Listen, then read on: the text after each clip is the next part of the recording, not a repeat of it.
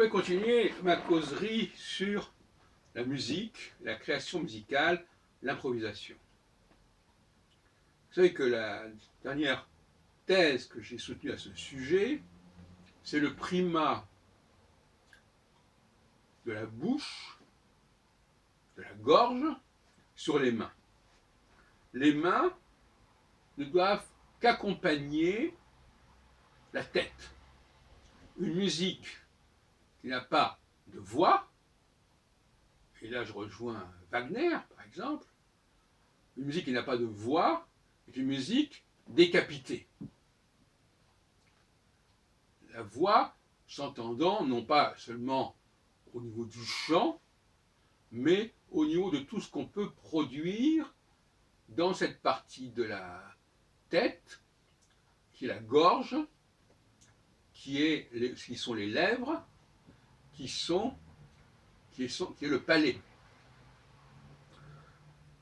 Je renvoie d'ailleurs à la musique mongole, qui ne dissocie pas chez l'instrumentiste l'utilisation d'un instrument à cordes et des cordes vocales, je dirais, de certaine manière, pour rester dans cette émotion de la corde. Et je crois que ce qui bloque la musique contemporaine, c'est l'inversion des choses. On fait de la musique instrumentale qui se passe, qui n'exige pas de l'instrumentiste, qu'il utilise sa voix. Même la flûte ne fait pas appel véritablement au son intérieur de la tête, de la gorge, du palais. Et à partir du moment où on ne comprend pas cette hiérarchie, que la tête, la head en anglais, doit être l'élément moteur, doit être c'est ce qui incarne, ce qui exprime par définition l'auteur, le compositeur, eh bien, on a une musique qui a la tête à l'envers, une pyramide à l'envers. C'est fâcheux.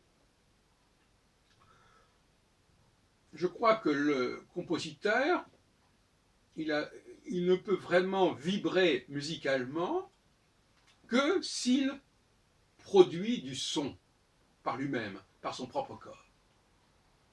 Et à ce moment-là, le reste va suivre. Les mains vont suivre, les mains vont accompagner, les mains vont prolonger. Et je renvoie d'ailleurs à mes tout derniers enregistrements qui vont dans ce sens.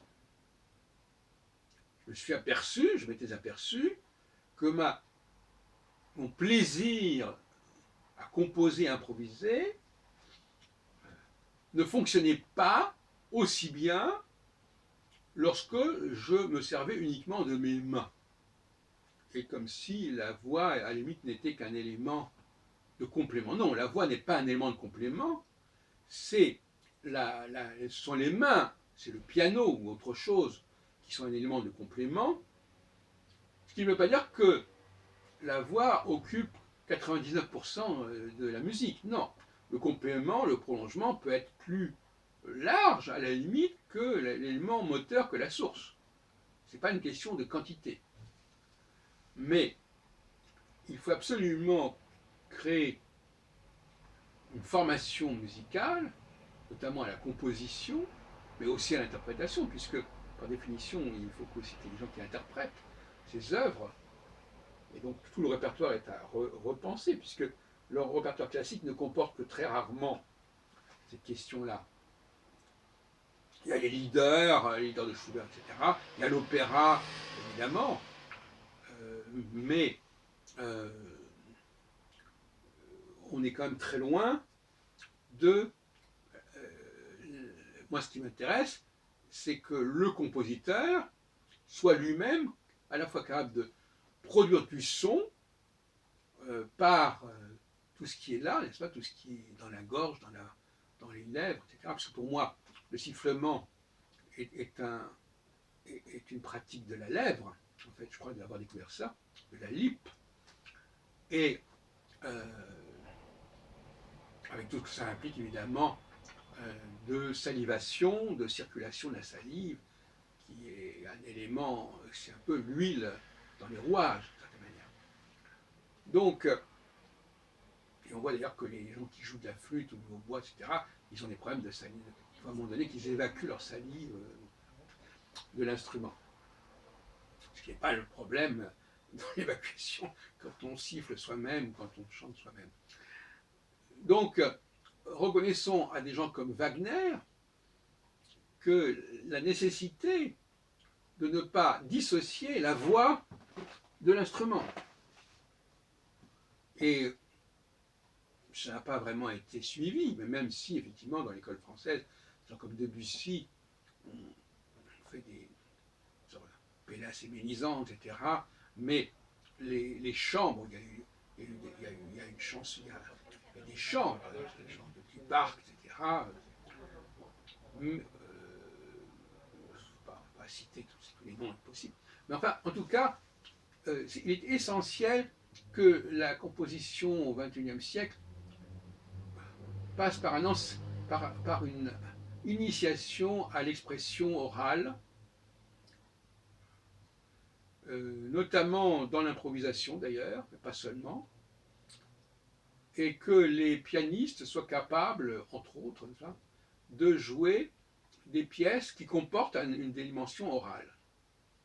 C'est moins grave au niveau de l'interprétation, parce que l'interprétation, on peut très bien diviser le travail entre l'instrumentiste et le chanteur, mais dans le domaine de la composition elle-même, la dynamique est absolument indispensable. Il faut absolument que le compositeur soit capable de produire du son et dans la continuité, dans la suite de ce son, il y aura effectivement de l'instrumentation. Voilà comment je conçois, c'est une sorte de manifeste de comment je conçois la musique du XXIe siècle.